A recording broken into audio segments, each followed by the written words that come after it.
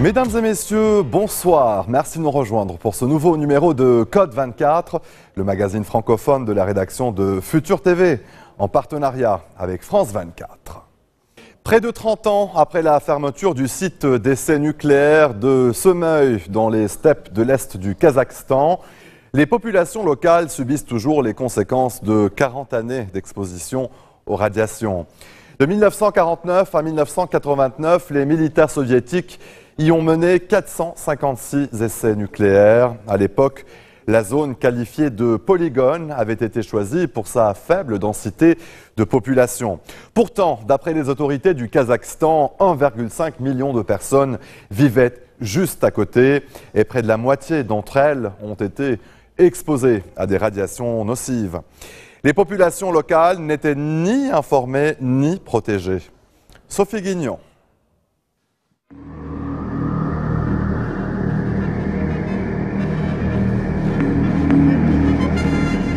30 ans après les derniers tests nucléaires, le Kazakhstan n'oublie pas ses victimes.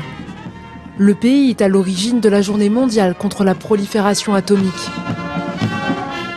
Chaque 29 août, même sous la pluie, des milliers d'habitants se réunissent à Semeuil, la grande ville du nord-est du pays.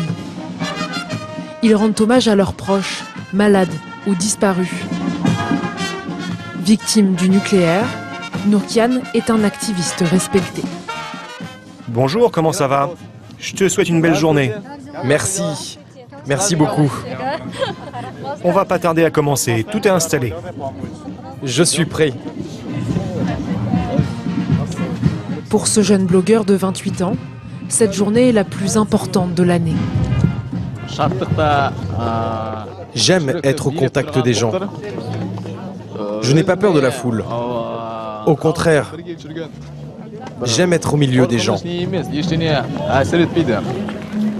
La cérémonie se déroule au pied de ce monument, en forme d'explosion nucléaire baptisée « Plus fort que la mort ». Les victimes des tests ont même leur hymne officiel.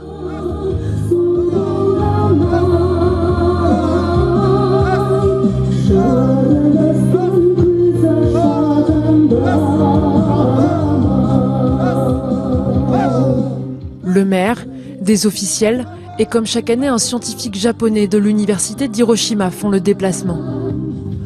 Nourkian est né l'année des derniers tests nucléaires, mais il paie le prix fort de l'exposition aux radiations de ses parents et grands-parents. Pour lui, cette commémoration doit servir à envoyer un message de paix. Je suis né comme cela, à cause des conséquences des tests nucléaires.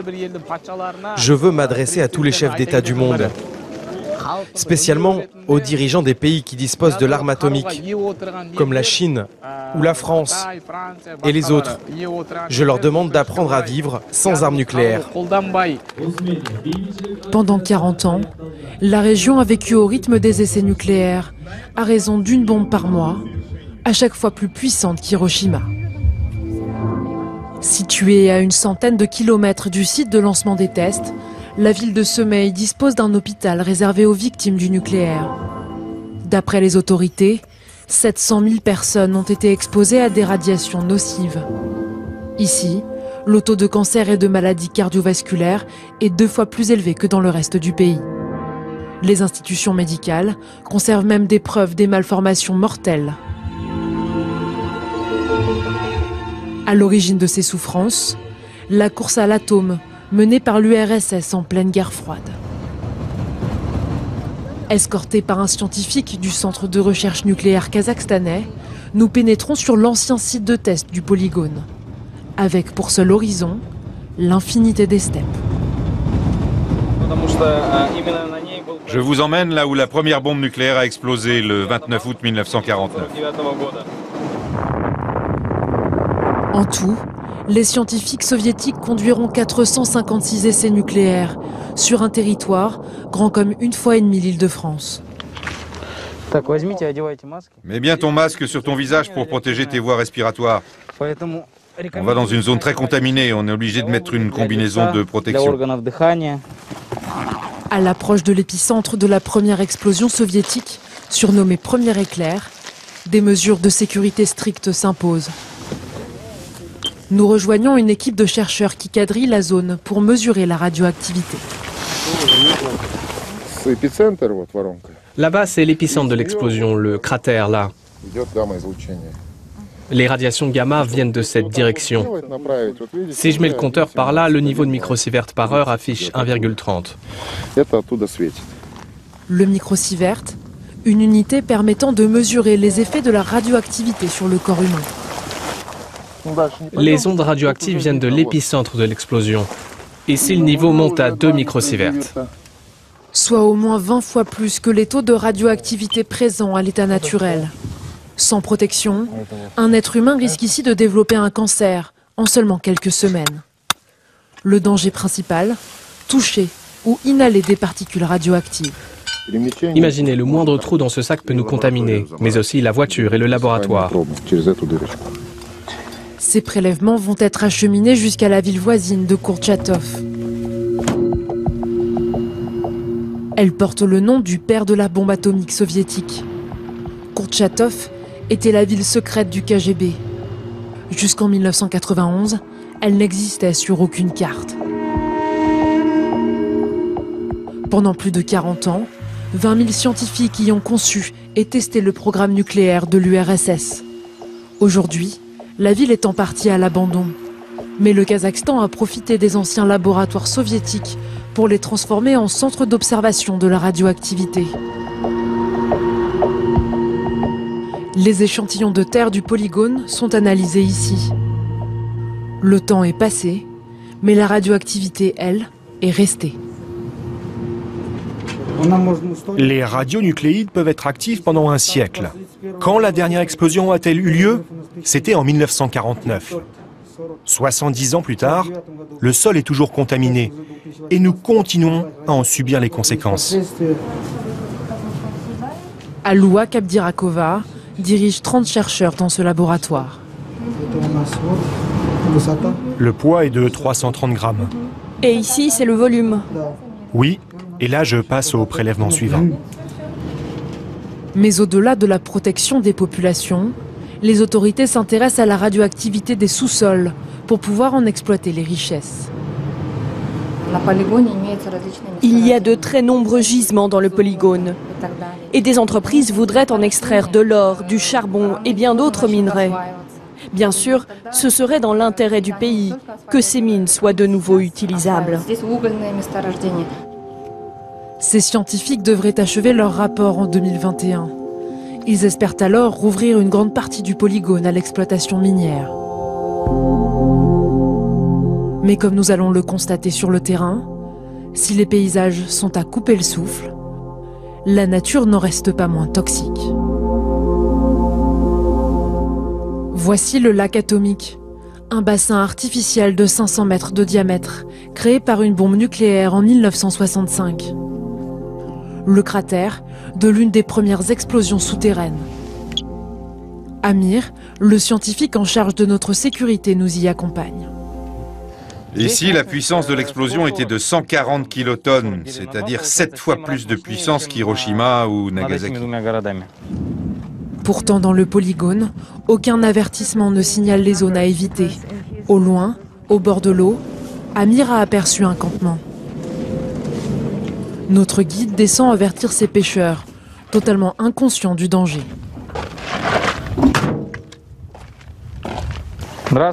Bonjour. Je suis en charge du contrôle de la radioactivité. Savez-vous que vous êtes sur une zone radioactive dangereuse? Vous êtes au courant? Savez-vous que vous mettez votre santé en péril? Regardez, vous êtes en train de pêcher dans un lac radioactif. Mais tout le monde vient ici, c'est pour ça que nous venons aussi. Tout le monde nous disait qu'il n'y avait pas de risque, même juste après l'explosion, on nous disait qu'il n'y avait aucun danger pour la santé. Ça devrait être suffisant pour nourrir ma famille pendant 2 semaines. Et ils sont vraiment délicieux. Délicieux, mais bien contaminés. D'après l'analyse d'un laboratoire français, ces eaux contiennent de fortes concentrations de particules radioactives. Et en plus, vous êtes avec un adolescent, vous devriez vraiment partir. Ok, on va y aller. Une ignorance des risques alarmante pour des pêcheurs originaires de la région. Comme depuis 70 ans, les populations locales, mal informées, sont les principales victimes des radiations. Les premiers villages se situent à moins de 80 km du site d'essai nucléaire. Znamenka, ses 1300 habitants et ses pâturages à perte de vue. Ici, rares sont les familles qui n'ont pas perdu un proche. La ferme de Charipran et Nazipa ne fait pas exception.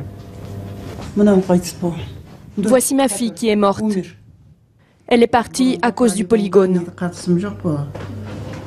Leur fille est décédée d'un cancer du sein, à 33 ans. Installée dans la région depuis 1962, Nazipa et ses enfants ont été des témoins directs des explosions atomiques. À chaque fois, les autorités nous demandaient de sortir de la maison. En 1971, je venais d'accoucher lorsqu'il y a eu une explosion. J'ai pris les enfants dans mes bras et nous sommes sortis. C'était l'hiver. On est resté assis sur un traîneau pendant plus d'1 heure. Et là, j'ai vu l'explosion. Comme un nuage noir. J'ai vu sa forme de mes propres yeux. Même ces petits-enfants qui, eux, n'ont jamais connu les tests, souffrent de graves problèmes de santé. Je suis en colère. Mon cœur est blessé. Tout ça à cause du polygone des soviétiques. Honnêtement, que dire de plus?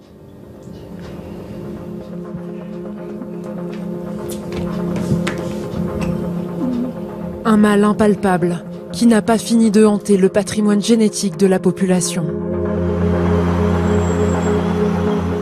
Retour à Semey, la grande ville proche du polygone. La 4e génération est en train de voir le jour. Impossible de savoir jusqu'à quand les radiations nocives vont affecter les enfants de la région. Comme Nurkian Bektasov, une vie à hauteur de chaise roulante. Accompagné en permanence d'un ami ou de sa mère pour le pousser.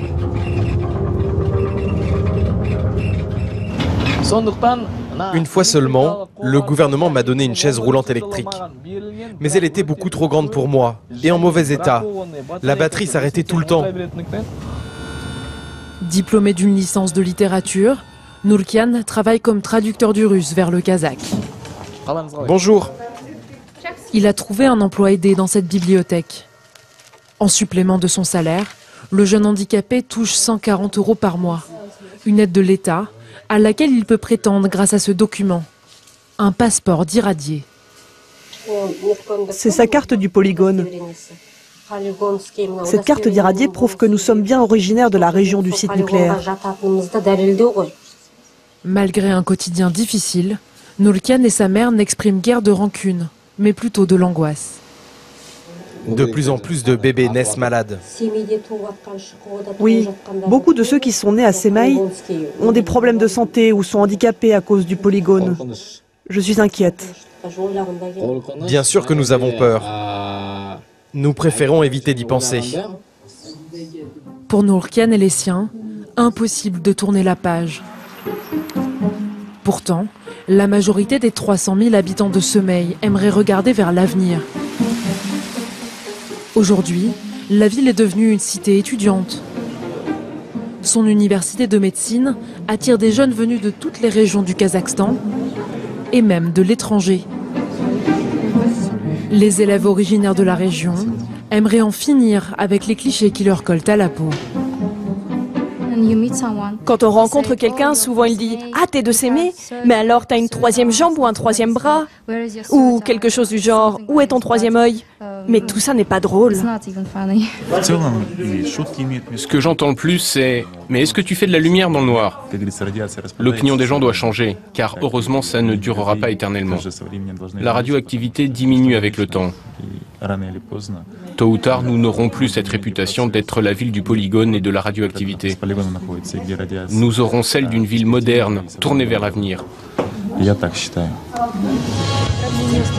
Ce jour-là, les premières années font leur rentrée à la faculté de médecine. Soyez les bienvenus à l'université de médecine de Semey.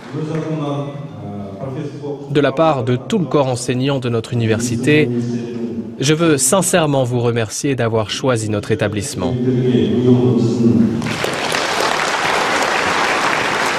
Tous ont l'ambition de devenir docteurs et de panser les plaies encore béantes de la population de l'Est du pays, exposée à l'irréparable pendant 40 ans. Allez, restez des nôtres, on se retrouve après cette très courte pause. À tout de suite.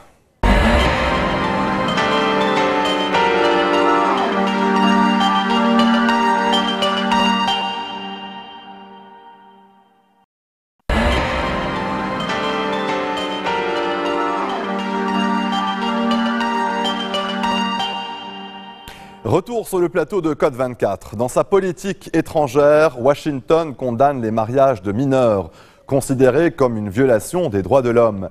Mais sur son propre sol, la réalité est tout autre. La grande majorité des États américains autorisent des personnes de moins de 18 ans à se marier si les parents l'autorisent. En tout, plus de 200 000 mineurs ont été mariés sur le sol américain entre 2000 et 2015. Reportage en Californie de Valérie Defer et Baptiste Fenwick.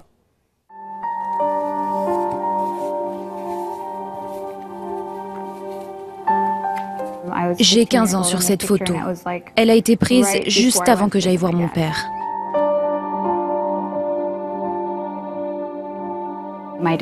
Mon père m'a assise et m'a dit que j'allais me marier.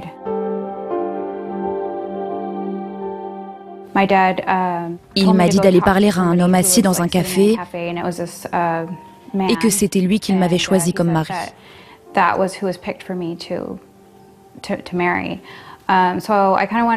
Donc j'y suis allée, c'était bizarre, il était plus vieux, il avait 28 ans, moi 15. On n'avait pas grand-chose à se dire. En Californie, comme dans 47 autres États américains, il n'existe pas d'âge minimum pour se marier avec accord parental. On s'est mariés dans une petite chapelle, personne ne m'a demandé si j'étais consentante. Et pour être franche, je ne sais pas si j'aurais su répondre à cette question. Êtes-vous d'accord? Je ne pense pas qu'à ce moment-là, je réalisais vraiment ce qu'il était en train de se passer. Je faisais ce qu'on me disait de faire. Après le mariage spirituel, on m'a remise physiquement à lui. Donc je suis passée du statut d'adolescente à celui d'épouse en une seule nuit. Le mariage de Sarah n'est pas un cas isolé aux États-Unis. Selon un rapport de l'ONG Unchained at Last, plus de 200 000 mineurs ont été mariés sur le sol américain entre 2000 et 2015. En Californie, il n'existe pas de loi interdisant le mariage d'enfants. Des études montrent qu'aujourd'hui, aux États-Unis, des enfants de 8 ans se marient. Kristen Zaleski est psychologue et professeure de sciences sociales. Est-ce qu'un adolescent peut vraiment comprendre les conséquences légales d'un engagement comme le mariage? Vous ne pouvez pas louer une voiture si vous avez moins de 18 ans, n'est-ce pas? Et pourtant, on autorise des mineurs à signer un contrat de mariage. Ces recherches montrent que le mariage d'enfants n'est pas toujours lié à une religion, mais à des traditions familiales et culturelles bien ancrées. Pour nous, en tant qu'hispaniques, si cela fait partie de notre culture, alors on suit les traditions. Et comme le dit professeur Zaleski, on est presque forcé de suivre ces traditions. On n'a pas vraiment le choix. Donc pour moi, tout ça était normal. Kristen dénonce l'ambiguïté de la loi, car en Californie, toute relation sexuelle avec un mineur est considérée comme un viol, sauf en cas de mariage. Si un mineur de 13 ans a des rapports sexuels avec un adulte de 23, je dois dénoncer l'adulte. Mais si ces deux personnes sont mariées, je ne peux pas protéger l'enfant. Je trouve ça vraiment inquiétant en tant qu'assistante sociale. À San Francisco, un sénateur tente de changer la loi. En mars 2017, Jerry Hill apprend qu'une petite fille de 12 ans allait être mariée dans sa circonscription. Il propose alors un projet de loi pour interdire le mariage de mineurs. J'étais très surpris et je me suis dit non, ce n'est pas possible. Ce ne sont pas des choses qui arrivent en Californie. J'ai fait quelques recherches et j'ai réalisé que si, c'est bien légal ici. Donc c'est comme ça que nous avons commencé à rédiger un projet de loi pour interdire le mariage avant 18 ans. Et je pensais que ce serait gagné, que tout le monde soutiendrait cette loi. Et puis j'ai vu l'opposition monter. Plusieurs ONG se sont mobilisées contre ce projet de loi. L'opposition la plus surprenante est celle du planning familial, qui protège la santé mentale et physique des mineurs. L'organisation a refusé nos demandes d'interview.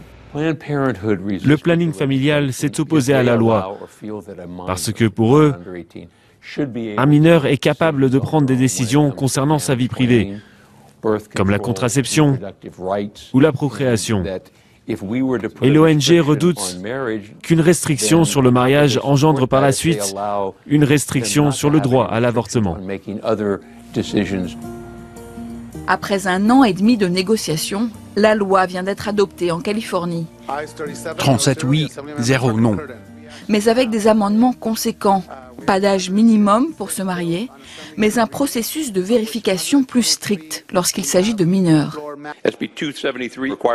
La loi SB 273 requiert qu'un mineur et un adulte ayant l'intention de se marier soient entendus séparément par un juge afin d'évaluer s'il y a coercition ou contrainte sur le mineur.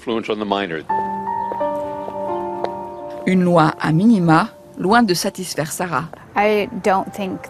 Je ne pense pas que des enfants devraient avoir le droit de se marier. Je pense que le mariage doit être réservé à des adultes consentants. C'est cette maison-là, la verte. Sarah a vécu dans cette maison avec ses 2 enfants. Après 7 ans de mariage, elle a réussi à divorcer. Je me suis battue pour poursuivre mes études. Et cela m'a permis d'atteindre l'indépendance financière nécessaire pour pouvoir partir. À 37 ans, Sarah s'est remariée et ses enfants ont grandi. Sa soif de justice lui donne le courage de témoigner à visage découvert. Malgré ses efforts, le mariage d'enfants se produit encore chaque jour aux États-Unis. C'est l'une des réserves naturelles les plus visitées du Kenya, le Masai Mara, connu mondialement pour ses paysages de savane et ses millions d'animaux sauvages. Mais ce moteur de l'industrie touristique kenyane est en train de se dessécher à grande vitesse. Déforestation en amont, pression démographique, gestion mal maîtrisée des ressources en eau. En cela, le Masai Mara est emblématique que de ces vastes régions d'Afrique où l'aridification ne cesse de progresser. Reportage de nos correspondants Bastien Renouille et Élodie Cousin. 6h30 du matin dans la réserve du Masai Mara. Comme chaque jour, Harris observe les animaux. C'est ici que leur concentration est la plus forte au Kenya. Harris a créé l'association des Amis du Parc. Il poste des photos sur les réseaux sociaux pour alerter sur la nécessité de protéger la nature. Au fil des années, il y a de moins en moins d'animaux sauvages. Mon père me raconte qu'à son époque, quand il était jeune, il y avait des animaux partout. C'est à moi, à vous et au monde entier de faire quelque chose pour protéger ce qu'il reste.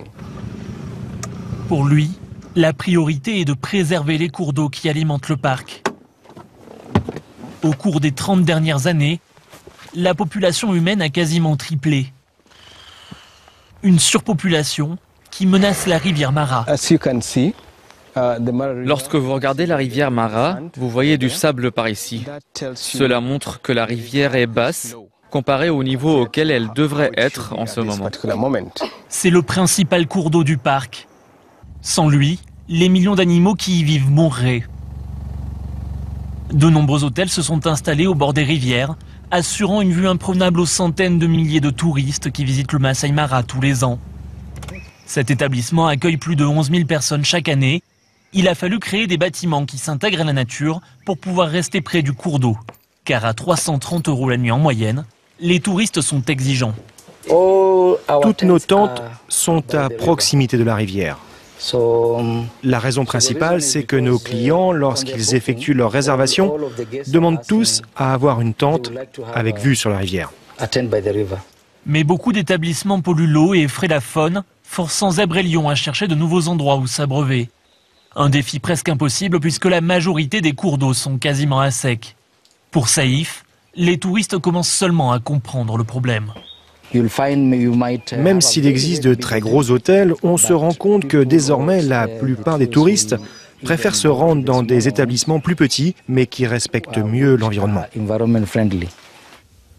Mais les hôteliers ne sont pas responsables de tous les maux du parc. Pour identifier les causes de l'assèchement, il faut remonter le cours de la rivière Mara. Au Kenya, elle totalise environ 250 km. Le long de ces berges, de très nombreuses exploitations agricoles ont été aménagées. Elles sont autorisées à puiser sans limite dans la rivière. Une consommation importante, additionnée à celle de très nombreux petits fermiers. C'est ici qu'est installée la ferme Mara. Il y a une autre exploitation agricole un peu plus loin. Mais le problème, ce sont les personnes qui, tout au long de la rivière, viennent puiser illégalement de l'eau. Impossible de contrôler tous ceux qui vivent grâce au cours d'eau. De plus en plus de personnes viennent s'installer le long des rivières et les utilisent pour leurs besoins quotidiens. Ils détruisent aussi les forêts situées en amont. Ce sont pourtant elles qui favorisent la tombée des pluies qui alimentent les affluents de la rivière Mara. Le responsable de l'environnement du comté de Bomet craint le pire si la déforestation continue. Les niveaux de précipitation actuels sont très largement inférieurs à ce que nous connaissions avant. Et ça, encore une fois, c'est la conséquence de ce que font nos communautés. Lorsque vous regardez la couverture forestière le long de la rivière Mara et de ses affluents, vous voyez qu'elle a drastiquement diminué. La forêt qu'il évoque, c'est celle de Mao, où naissent les affluents de la rivière Mara. En 40 ans, un quart de sa superficie a disparu au profit d'habitations et de champs. Comme cet homme, des dizaines de milliers de paysans venus des plaines alentours s'y sont installés pour profiter du climat favorable. Il a acheté cette parcelle pour y planter des pommes de terre. Ma famille est arrivée ici en 1990. Et moi, je me suis installé sur ce versant lorsque je me suis marié en 2014. Mais ma maison est toujours de l'autre côté. Ce sont surtout les Maasai qui nous ont vendu ces terres. Il a d'abord fallu déboiser avant de pouvoir planter notre champ. Avant, ici, c'était une forêt. Face à l'assèchement des rivières, le gouvernement pointe du doigt tous ces fermiers. Beaucoup ont reçu l'ordre de quitter leurs champs pour qu'une nouvelle forêt soit plantée. L'objectif à terme, permettre à la rivière de retrouver son niveau d'antan et sauver l'écosystème du Masai Mara. Allez, restez des nôtres, on se retrouve après cette très courte pause. À tout de suite.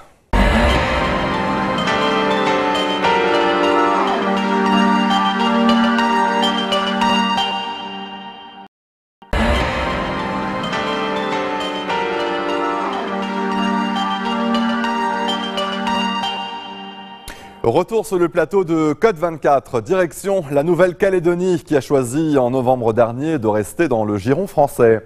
Après 30 ans d'attente, les néo-calédoniens étaient 56,4% à s'être exprimés contre l'indépendance. Une participation massive avec 80,63% de la population qui s'est rendue aux urnes. Malgré ce résultat, la question de l'indépendance n'est pas close, comme le prévoit l'accord de Nouéma, signé en 1988. 2 autres consultations sur l'indépendance sont possibles dans les 4 prochaines années. Nouvelle-Calédonie, décolonisation et vivre ensemble, c'est un reportage signé Jenny Briffa. Dans ce magnifique centre culturel Chibaou, symbole du vivre ensemble en Nouvelle-Calédonie, un cours un peu particulier est dispensé ce jour-là. De futurs enseignants apprennent les rudiments des langues kanak comme le faga ou vea. Okay. Kata par exemple, rire, kata kata, donc chahuter, rire à plusieurs reprises. Leur classe est à l'image de cet archipel avec des Calédoniens de toutes origines, mélanésiens, européens, asiatiques, polynésiens. Pour ce professeur kanak, l'enseignement des langues locales, généralisé depuis une dizaine d'années seulement, est une main tendue vers les autres communautés. Pour nous, c'est une fierté, hein. C'est une fierté. Et ça concourt justement à faire en sorte que les petits Calédoniens, finalement, arrivent à transcender finalement ces barrières linguistiques, ces barrières culturelles pour justement se conjuguer, vivre ensemble. Apprendre une langue kanak à l'école était impensable dans les années 80. À cette époque, la culture du peuple premier est niée et les inégalités sont criantes. La majorité des Kanaks réclament alors leur indépendance. L'archipel bascule dans une quasi-guerre civile qui fera près de 80 morts. Les accords de Matignon en 1988, puis ceux de Nouméa, signés par les leaders des deux camps, ramènent la paix grâce à des mesures de rééquilibrage. En clair, un meilleur partage du pouvoir politique et économique en faveur des Kanaks est organisé grâce à des mesures de discrimination positive. C'est le début d'un processus de décolonisation préalable à un avenir apaisé. Mais 30 ans après les événements, les différentes communautés vivent plus souvent côte à côte que véritablement ensemble. Comme sur la place des Cocotiers, où nous retrouvons Fabrice Ouachali. Il a rendez-vous avec l'un de ses élèves. Ouais, ça va. Ce futur enseignant était en stage dans une classe de maternelle. Il a travaillé le vivre ensemble avec les enfants en chanson. Du pays, j'ai aussi pris les paroles. Partageons aussi ce qui nous ressemble, aborder la notion de ressemblance entre chaque individu de la Nouvelle-Calédonie, bien sûr. S'il a choisi d'enseigner, c'est pour renforcer les liens entre les communautés.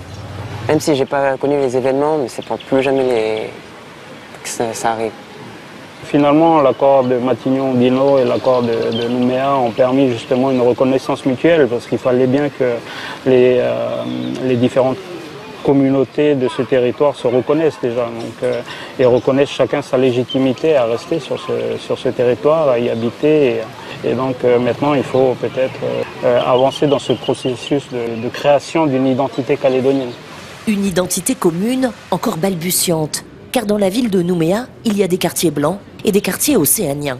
Une réalité que Thibaut Bizien regrette. Ce jeune écologiste calédonien œuvre chaque jour pour renforcer le vivre ensemble, comme dans ce quartier de Caméret.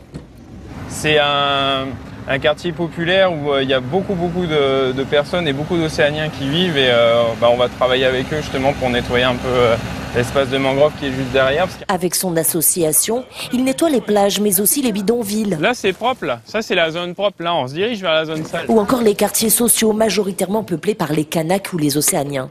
Des actions mûrement réfléchies pour donner corps au destin commun, comme le dit une expression bien ancrée sur ce territoire. C'est vraiment une responsabilité et une veille de tous les jours de vouloir maintenir aussi ce vivre ensemble parce qu'un ensemble de communautés comme ça qui vivent sur un si petit territoire, on va pas se mentir, c'est quelque chose qu'on doit maintenir parce que sinon on peut très bien aussi rapidement partir en vrille, hein, c'est évident. Le lendemain, Thibaut Bizien a rendez-vous au gouvernement de la Nouvelle-Calédonie. Créée il y a 20 ans, cette institution symbolise à elle seule le destin commun. Ici, des ministres en faveur du maintien dans la France siègent aux côtés de leurs collègues indépendantistes. Le jeune écologiste a une réunion avec le ministre local de l'Environnement, Didier Poadialiwan, un indépendantiste convaincu. Thibaut, lui, veut rester français. Mais visiblement, travailler ensemble est juste une évidence pour ces deux hommes. On aimerait poursuivre cette... Et je pense qu'au-delà du fait qu'on soit indépendantiste ou loyaliste, la chose qui nous rassemble le plus, c'est qu'on veut construire le pays. Et construire le pays, c'est construire l'autonomie alimentaire, l'autonomie énergétique. C'est construire des économies équitables qui vont permettre à toutes les populations de bénéficier des retours. Parce que c'est pas toujours évident et dans notre pays, il y a encore beaucoup d'équité à ramener. Donc le travail, il doit se faire ensemble. Ces disparités économiques qui touchent les Océaniens restent effectivement le frein principal au vivre ensemble. Et là, j'insiste sur la question de rééquilibrage parce que certes, il y a eu des choses de fait ces 30 dernières années, mais on est encore loin du compte. De nombreux défis restent à relever pour que cette société soit plus égalitaire. Mais en 30 ans, les Calédoniens ont su avancer ensemble et notamment les nouvelles générations, comme Thibaut l'écologiste ou Maxime, le futur enseignant. Il a même composé une chanson pour que les enfants apprennent à se saluer dans les différentes langues du pays. Bonjour, pour un avenir en harmonie.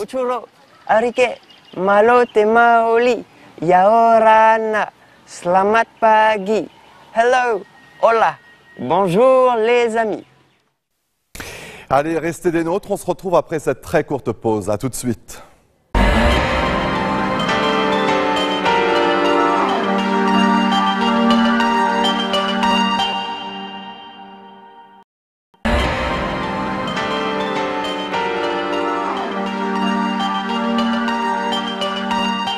Retour sur le plateau de Code 24. Cette semaine, Christophe Alévèque est l'invité de notre Paris des Arts.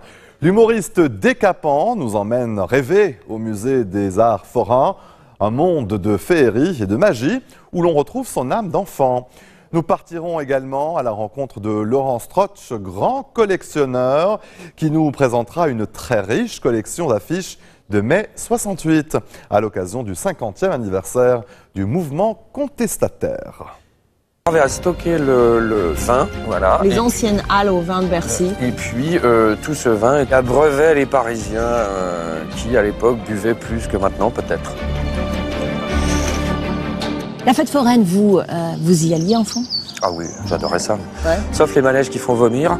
Mais alors, attraper le pompon, tirer sur les ballons, aller pêcher des conneries, c'était un gouffre à pognon pour mes parents.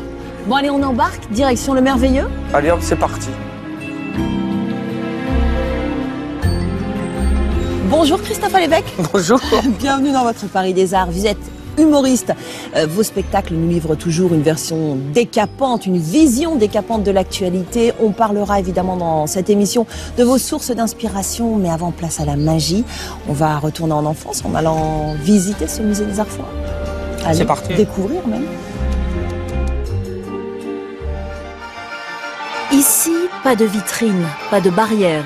Le musée des Arts forains ne se visite pas, il se vit. On peut toucher à tous les objets de la collection, participer à de nombreuses attractions. Au total, 8000 mètres carrés pour susciter l'imaginaire et nous projeter dans le monde du rêve éveillé. Bonjour Héloïse. Bonjour. Bonjour. Bonjour. Est-ce qu'il y a des grosses différences? Est-ce qu'il y a des différences notables entre des objets qui viennent de France, d'autres d'Angleterre? Alors, c'est assez intéressant parce qu'en art forain, on a comme en beaux-arts des écoles. On a des écoles de peinture, des écoles de sculpture. On a la même chose en art forain. Et là, si vous regardez par exemple les chevaux que vous avez là devant vous, on peut dire de façon certaine que celui qui est ici fixe, c'est un cheval allemand. Pourquoi? À cause de la queue en crin. D'accord. Les Allemands sur le continent... Oui, parce que l'allemand a la queue en crin, c'est comme ça. Voilà. Le cheval allemand sera plus décoré, il est plus noble. Tandis que le cheval français est très simple, très sobre. Un petit tour de vélo. Ah mais pourquoi pas? Parce que pour actionner ce manège, je crois qu'il faut pédaler. Est-ce que vous avez de l'endurance, vous? Dans mon métier, il en faut de l'endurance, ça, je peux dire. Et oui, et puis j'adore faire du vélo. Quelle est l'histoire de ce manège? Il est incroyable. Nous, c'est notre bijou. C'est un manège à vélocipède qui date de 1897. Et les manèges de vélo ont été créés dans les années 1860. Parce que c'est à l'époque à laquelle on a inventé le vélo, quand on a mis des pédales sur une draisienne. Sauf qu'un vélo coûtait extrêmement cher et que personne n'avait les moyens de s'offrir une bicyclette. Donc ça permettait aux gens, pour la première fois, de faire du vélo sans acquérir un vélo. Et en s'amusant parce qu'effectivement, très vite, les forains ont compris qu'il suffisait de faire pédaler les personnes qui montaient dessus pour faire avancer le manège. Donc on a le droit de jouer à tout ici. C'est l'avantage du musée, c'est que les objets ne dorment pas.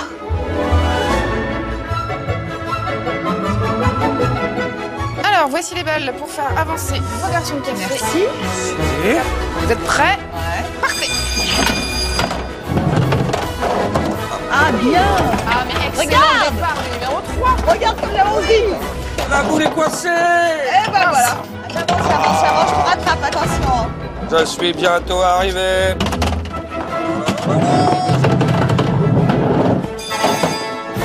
Ouais, t'as gagné.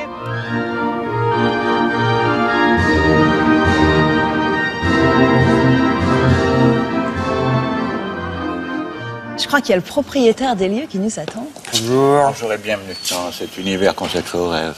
Comment est-ce qu'on devient collectionneur par passion? Bien, écoutez, c'est pas tout à fait une collection.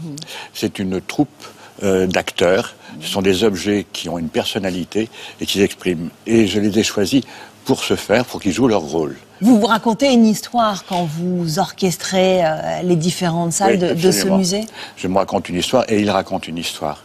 C'est-à-dire après, je l'exprime non pas à travers des mots, l'histoire, je l'exprime à travers des objets qui, mis bout à bout, vous racontent l'histoire. Ouais. Est-ce qu'il y a un rêve secret ou un pari avec ce musée? Peut-être c'est celui de rêver moi-même.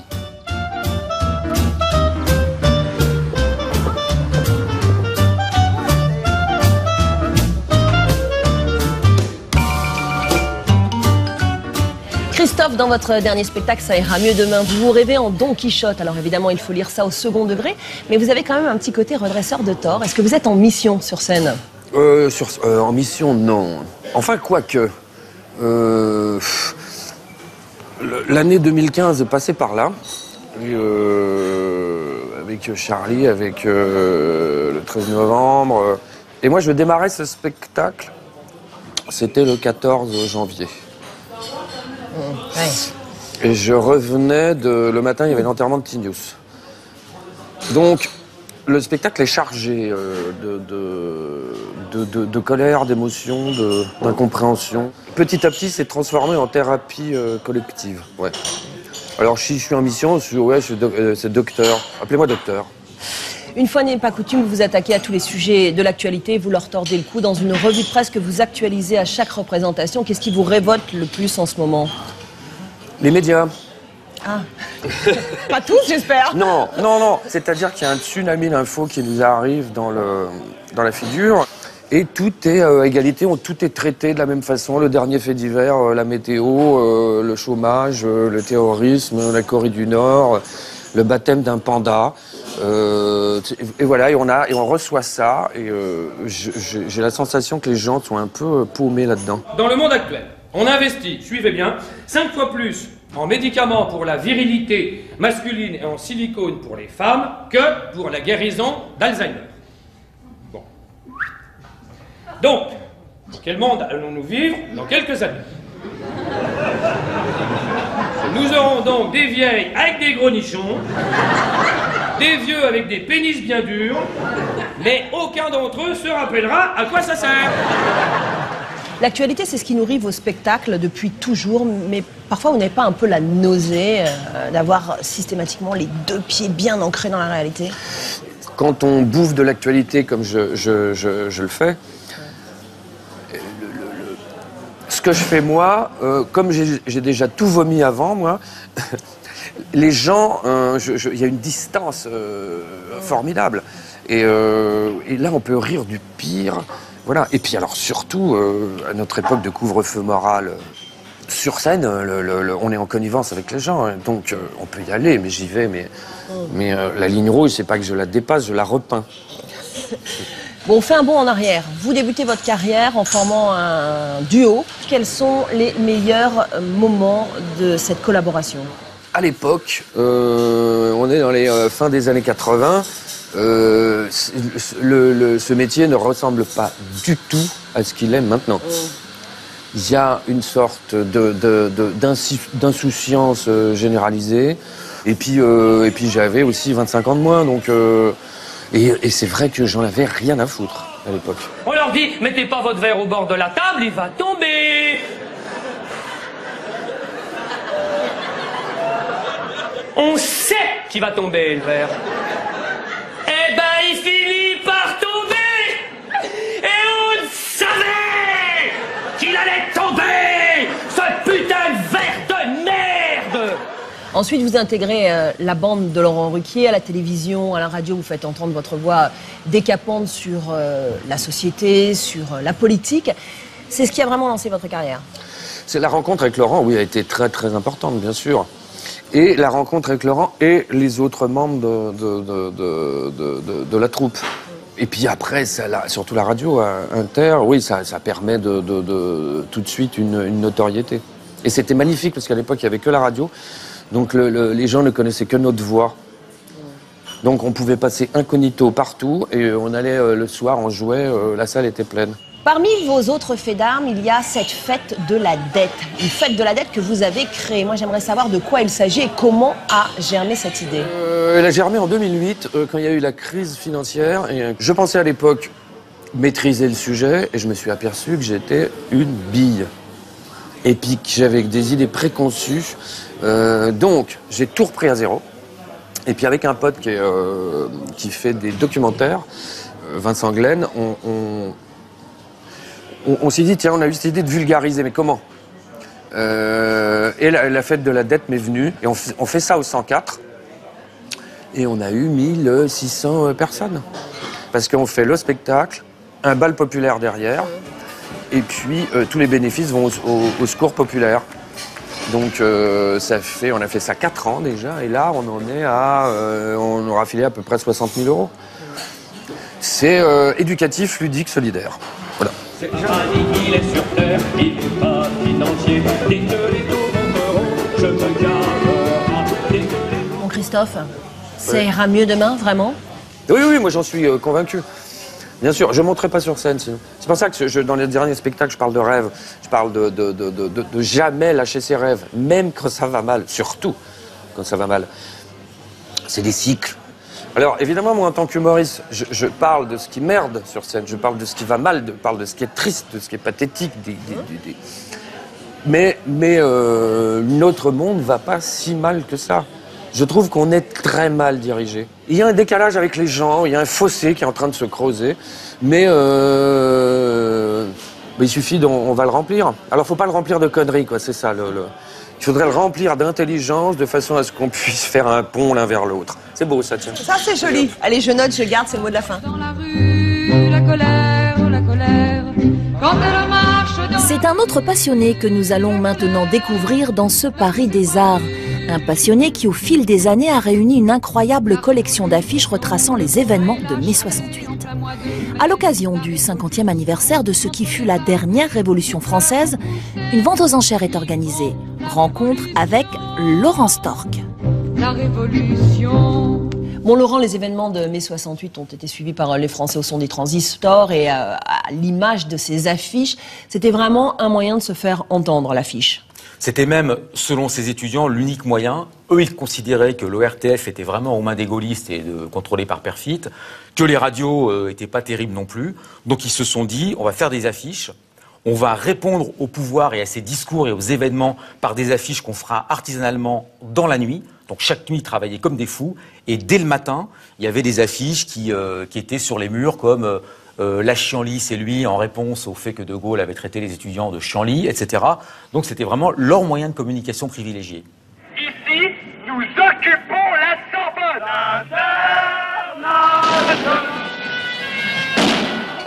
Quelle est l'affiche peut-être qui reflète le mieux le mouvement ou son état d'esprit? Nous sommes tous indésirables, c'est une des plus célèbres avec CRS-SS. Là, vous avez la version SS sans le CRS, mais c'est les deux 1 parce que c'était pour stigmatiser les violences policières qui ont d'ailleurs été relatives, donc tant mieux. Et nous sommes tous indésirables, ça a fait suite à l'expulsion de Cohn-Bendit de France vers l'Allemagne et qui, je pense, a quand même beaucoup marqué les gens. Bon alors, si vous deviez en ramener une, laquelle vous prendriez? Il y en a plein qui me piègent. La presse ne pas avaler. Non, vous n'êtes pas aimable, là. Là, Christophe, vous n'êtes pas aimable. Non, mais c'est les moutons tout à l'heure. Et puis, je trouve qu'elles sont vraiment... elles parlent maintenant. C'est une génération qui a énormément irrigué tout ce qui est publicitaire. C'était la première fois que ce qu'on appelle les équipes de concepteurs, rédacteurs et directeurs artistiques étaient formées, là, avec une idéologie. C'est-à-dire que celui qui écrivait les mots et les slogans n'était pas le même que celui qui faisait les dessins.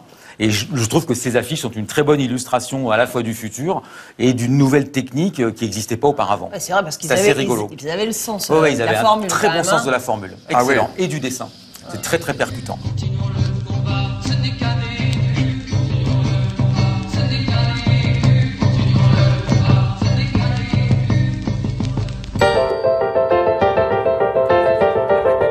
Et on retourne à présent au Musée des Arts Forains pour le questionnaire des internautes.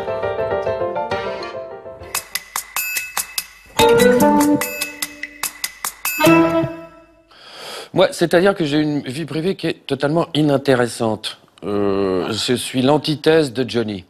D'accord. Voilà, d'ailleurs, mes enfants vont hériter, moi. Hein. Il y a un accord tacite depuis le début avec les magazines People, c'est-à-dire vous me lâchez et puis et j'arrête de vous insulter.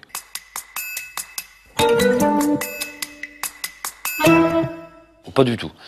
Alors là, non, au départ, moi, je ne savais pas ce que je voulais faire, donc comme beaucoup de jeunes, hein, et j'ai fait une école de commerce, donc.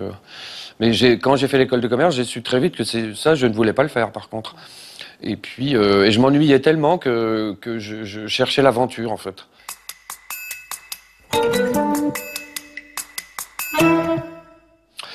Ça dépend. Les premières des spectacles, ouais. Ouais. Les premières, ça peut durer 20 à 25 fois. Après, heureusement, ça se calme, parce que sinon c'est les urgences, hein.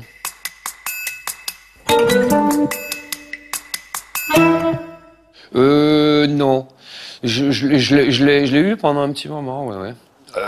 Mais on peut pas faire les deux, quoi. On peut pas faire humoriste et clown en même temps. Si un jour j'arrête pendant un petit moment, oui, ça m'intéresserait. À droite, évidemment. Évidemment. Mais maintenant, on ne sait plus. Vous savez, on ne sait plus. On ne sait plus où est le sang. Il est là. Merci, Christophe Alévèque. Mais de rien. Ainsi s'achève votre Paris des Arts. Vous pouvez bien sûr retrouver l'émission consacrée à Christophe sur notre site internet. Et puis, vous le savez maintenant, l'émission se poursuit aussi sur les réseaux sociaux. Alors, je vous dis à très vite. Merci. Les Français les ont vécus sur des transistors. C'est la lutte. On peut le dire, on peut le dire, il faut pas être très beau, hein. On peut le dire, on se caille le cul. Voilà. Regarde. J'ai gagné. Code 24, c'est déjà fini pour cette semaine. Nous vous donnons rendez-vous la semaine prochaine pour une nouvelle fenêtre sur l'actualité internationale. Vous pouvez dès à présent revoir cette émission sur notre site internet. N'hésitez pas non plus à nous envoyer vos commentaires à l'adresse qui s'affiche au bas de votre écran. Très bonne soirée à vous tous et à la semaine prochaine.